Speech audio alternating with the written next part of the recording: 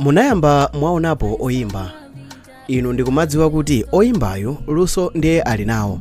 Kuyimba ndiye akutha koma nchifukwa chani sakutchuka. Munayamba mwaonapo oyimba otchuka. Inu ndikumazifunsa funso lakuti awa kutchukako nyimbo zake ndiye ndi ziti.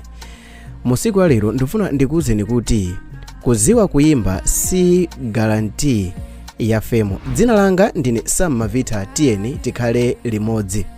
Pali ka misconception kapena kuti kuganiza molakwika komaganiza kuti munthu ukakhala ndi mawu abwino kapena kuti ukakhala kuti umatha kuyimba, munthu ameneyo akuyenera kukhala artist basi, ndipo akuyenera kukhala mu music industry, ndipo akuyenera kuyamba kutulusa nyimbo. Koma ziwani kuti sizimayenda choncho. Kukhala artist ndi kuziwa kuyimba ndi zinthu ziwiri zosiyana kwambiri. Lero ndikufuna tifotokoze bwino kuti kutchuka ndi kutha kuyimba ndi zinthu ziwiri zosiyana. Pali anthu ena oti ali ndi kuthekera kutchuka koma osatha kuyimba, ndipo pali anthu ena oti ali ndi kuthekera kutchuka koma kuyimbako ndiye sikwenikweni. Nthawi zambiri music imatengedwa ngati business, ndipo imachita involve 30% luso loyimba ndipo 70% ndi actual marketing ya music ija.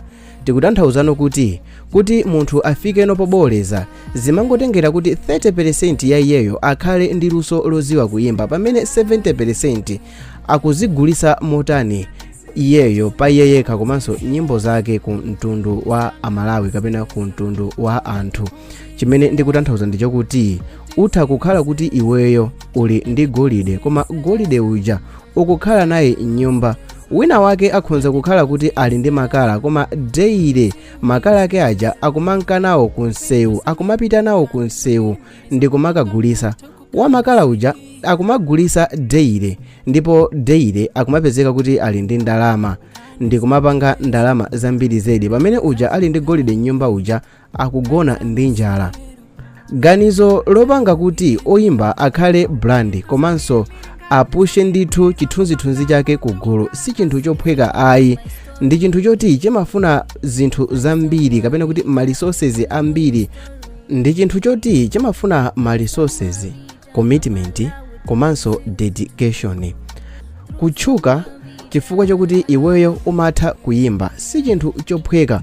Ukakhala pa topu paja negativity imakhala mbwe. Anthu ambiri amamba kuchitira nsanje is either kuti umatha kuyimba komanso ndiwe otchuka, olo else sumatha kuyimba koma ndiwe munthu otchuka.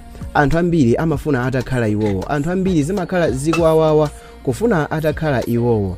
Ngati muli ndi mawu abwino oyimbira, pezani nthawi yanu yapaderadera, muphunzire makona onse. Nyimbo ndi business.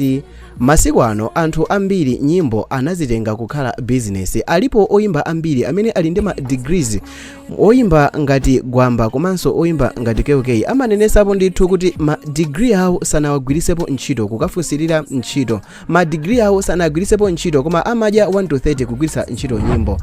Amakwanisa iwo wakulipirira ma bills awo mmoyo kugwirisa ntchito nyimbo. Nyimbo ndi business. Now ngati inuyo muli okutha kuyimba kapena muli ndi mawu abwino, mmazifira ndithu kuti mukuyenerekana kutchuka koma sizikutheka, please take your time muphunzire zinthu ndithu. Mungathe kundivomereza inu kuti oyimba uja amene ndipereke chisanzo cha oyimba uja Avocado mmene amapangira ndalama music yake ija, komatu iyo uja sikuti amatenga nthawi kapena kuti ali ndi voice yabwino ayi. Mu nyimbo zake amakhonza kumangokuwa ngati mmene akumvekera pansipa, koma mondikhalira umboni kuti amapeza ndalama zambiri. Ma bookings ma show ndiye amakhala ambirimbiri almost mwezi wina uliwonse. Kukonsoma chake chikatha amapasidwa mamiliyoni ambirimbiri. Koma nkhani ndi yakuti Avocado ali ndi voice yabwino ayi. Mukhonza kundikhulupirira kuti Zeze Kingston mwachisanzo atazindikira kuti luso ali nawo, mphanso yakuyimba ali nayo, anayitenga music kukhala business ndi mmodzi mwa anthu amene zimawathekera. Mundikhulupirira kuti anthu ochuluka masiku ano music anayitenga kukhala business. Is either umatha kuyimba uli ndi voice yabwino, koma ngati nyimbo zako kapena ngati iweyo chidwi chako sichili monga pa business, palibe chilichonse chimene chikhoza kuchitika. Alipo oyimba ambiri amene ali ndi voice yabwino, zimangothera mukayamikidwa kuti ali ndi voice yabwino, koma samatchuka, sazatchukanso chifukwa chakuti kutha kuyimba kapena kukhala ndi voice yabwino si guarantee ya fame. Mavideo awiri amene ali pa screen yawa akuthandizirani kuti mudziwe mmene oyimba amapezera ndalama kuno kwathu ku Malawi. Dzina langa ndine Sam Mavita. Tionane mu imodzi mu video amenewa, koma musayiwale kupanga subscribe.